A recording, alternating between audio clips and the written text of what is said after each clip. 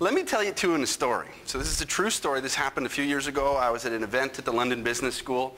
At this conference, this small conference, was the head of Unilever Ventures. The gentleman that was the head of this group, at the time, I think he had about 15 people that he was responsible for, that were direct reports. I know everybody in this room probably has more than 15 people that are direct reports. So this gives you a sense of his span of control. He had, I think at the time, a 250 million euro fund. This is the investment amount that Unilever Ventures had under its control, that it could allocate. I still to this day don't know why he did this, but he got up in front of an audience of probably 50 people. So he gets up and he says, this year, I'm going to stick my belly out to be like him. I'm going to make more money than the CEO of Unilever. He has 15 direct reports.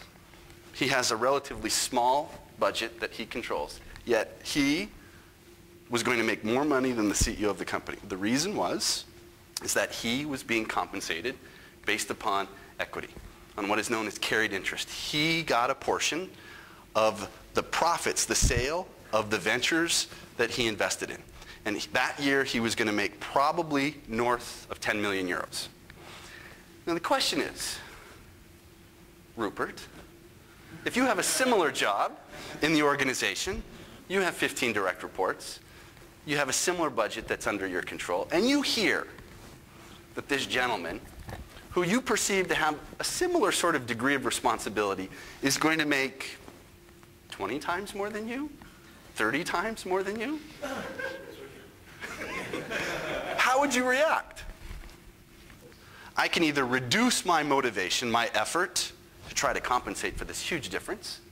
I can leave the organization to maybe try to find a similar sort of job, right? Or maybe I can engage in all sorts of nasty activities to try to sabotage this guy, because it's unfair that he's making 30 times more, 20 times more than I am.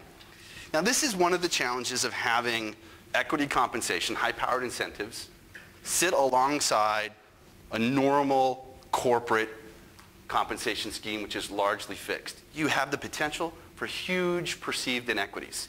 So one of the things that you're going to have to resolve inside your group discussions here in a few minutes when we break out is, okay, how do we do this? How do we simultaneously set the right incentives for people working inside the venturing group while also trying to make sure that we get sufficient cooperation from the mainstream organization?